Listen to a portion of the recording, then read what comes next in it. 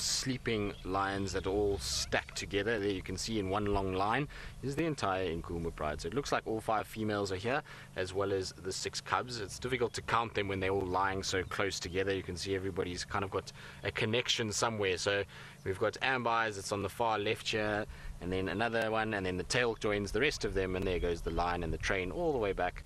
And it's just that one on the other side of the log that is not connected at this stage. Otherwise, every single one is touching another one at some point. It's quite funny, actually, to see. So it's just them. It doesn't look like there's any other signs of another Birmingham boy. It's Mfumo and just the Nkuhuma pride that are together. Now, interestingly, that the female with the cubs is here as well. So hopefully, at some point today, we might find her tracks going back towards where the little cubs are. That would be quite nice. At least we know that she's here with them by the looks of it. And if she is, then hopefully this afternoon she decides to go towards the cubs and we can kind of track her down and go and get a look at those little ones and see whether she's actually moved the den. It'll be interesting to see if she has. They often do move dens fairly quickly, and the little ones urinate and defecate and make a bit of a mess around the den site, so they often do move them every couple of weeks just to keep those little ones safe. So I'm sure she will head in that direction at some point, especially if they had a bit of a meal yesterday. That's when they often do go to the cubs. They get nutrient-rich milk and they then go from here towards that area. But isn't that cool to see?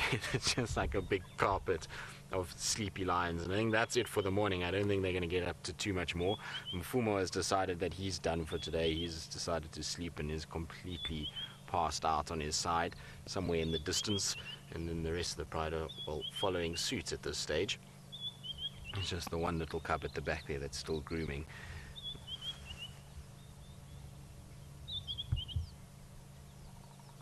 Oh, what's that? A little fly, maybe. It's always love watching cats when they try catch flies. It's very entertaining. They kind of snap away at them, and inevitably they miss completely, but they try their best anyway.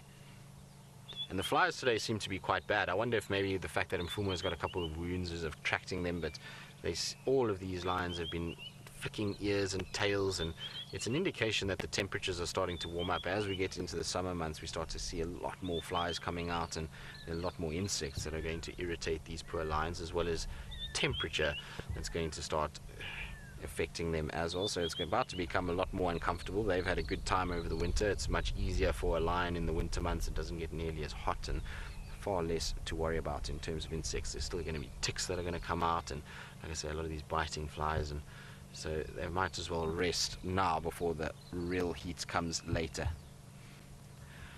Dr. Rob, you say a carpet of cats? Well, most certainly they really are. They kind of yeah, there's nothing else to say.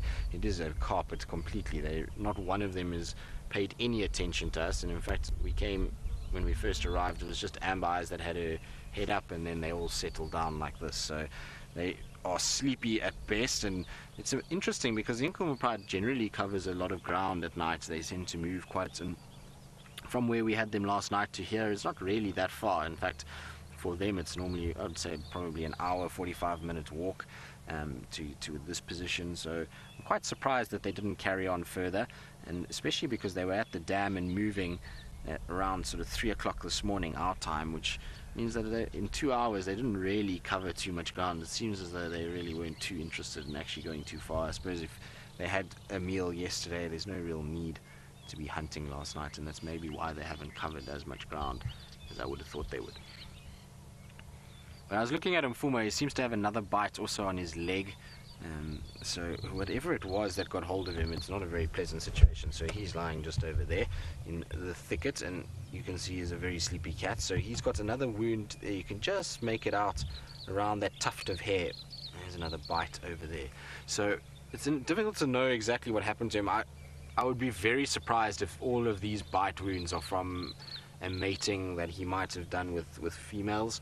I'm not sure if any of the Nkuhumas have been mating with the Birminghams while I've been away, but it would be interesting if there was. It must be Amber Eyes if there is a mating lioness, but that's not typically signs that you would see from a mating individual. You'd find that those cuts on his face might be from mating with the female, but bites to the paw and to the leg is generally a scrap that he's had with another male, and particularly probably one of his coalition members. It seems strange, but when there's a carcass and something small like a wildebeest, or if there's females that are potentially in heat, the males will go at each other to try and just keep each other at bay and to try and establish that dominance over the food as well as the females, and that's probably what's happened in all likelihood.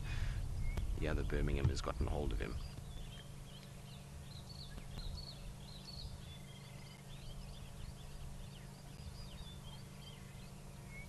I didn't do it. You're wondering if all the lions have a tan stripe down their back like that female there. Well, they do actually. They all got this kind of thicker fur that crosses over there, and it causes this almost line to develop. It's more prominent in some of the cats, so some of them you won't see it as much, but pretty much all of the lions do have that darkening section on their back. It's more noticeable now when they're lying in this golden light. When the light becomes a little bit more harsh, you don't see it as much, but it's just a thicker area of fur that makes it appear as though there is a line there. It's not a change in the coloration of the fur, it's just an area where the fur is slightly longer and bushier that you get that stripe that develops.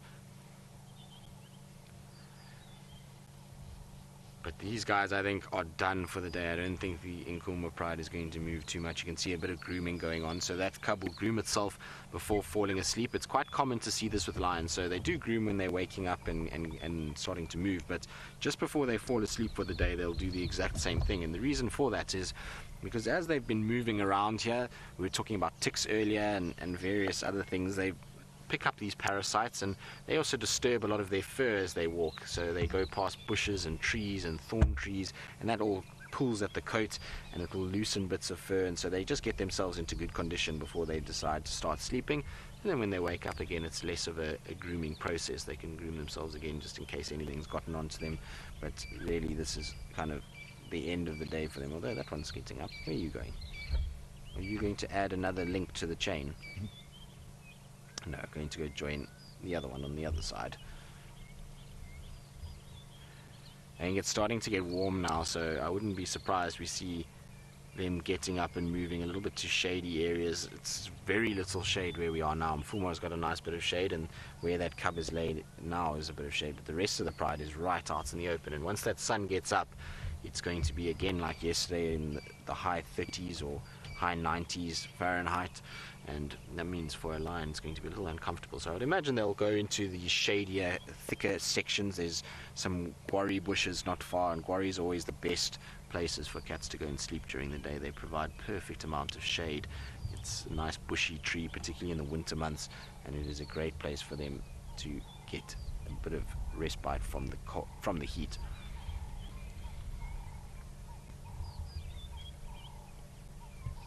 Mr. K, you want to know if lions are the toughest animal out here?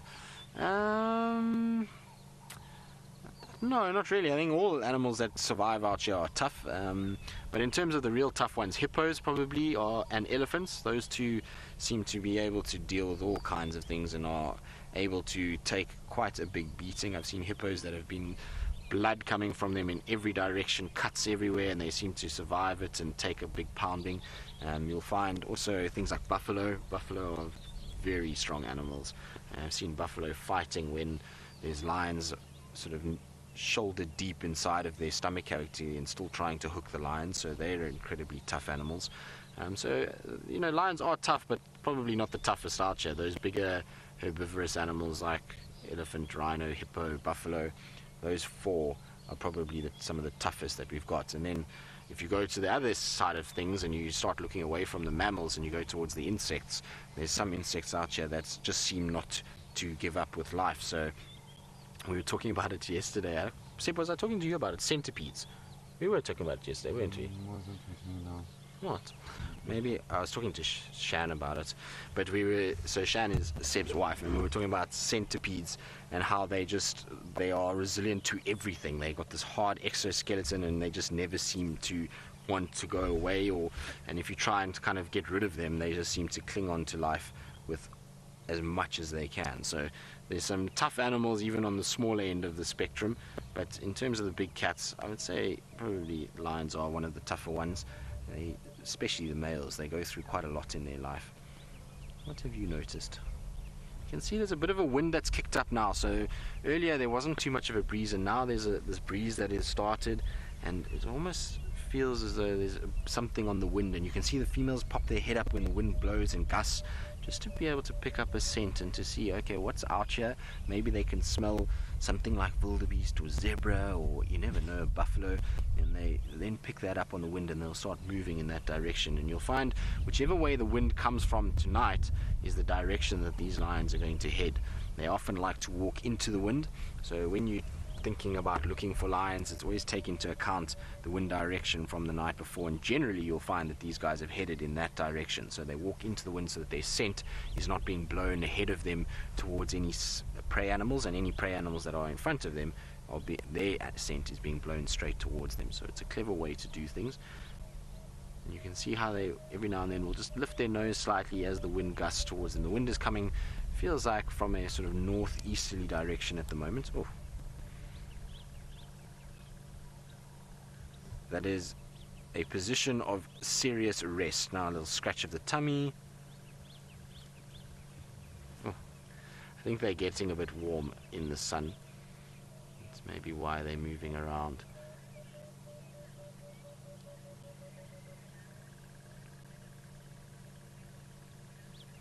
Camp, you're wondering if the white eyeliner helps with the sun reflection. No, not at all, Camp. So that white will actually be a bit of a hindrance when it comes to the reflection of the sun. That white helps at night, so what it's doing is it's helping all the light come into the eye and is helping them to see better in the night time as opposed to the day. So it's not like the cheetah that have the black eye stripes. So the cheetah that James saw earlier would have had that black tear mark, and those black lines help to reduce glare. So it's why American footballers and baseball players often have that black line underneath their eyes. It's just to help reduce the glare a little bit. So the white is actually a bit of a hindrance in the daylight, and that's why lions spend a vast majority of the day resting. They only take an opportunity to hunt if it presents itself right to them, but they're not actively really searching unless there's something close by that's piqued their interest. So if buffalo to come out now, they will do that, but generally that white doesn't really help too much with glare, and so they'd rather spend their day sleeping, and it also gets a little bit hot for them. Now our Nkuhuma pride seems to be very sleepy, so I'm going to sit with them probably for a little bit longer, not too much longer, and see if they do decide to move, if now that there's one or two of the females that have popped their heads up.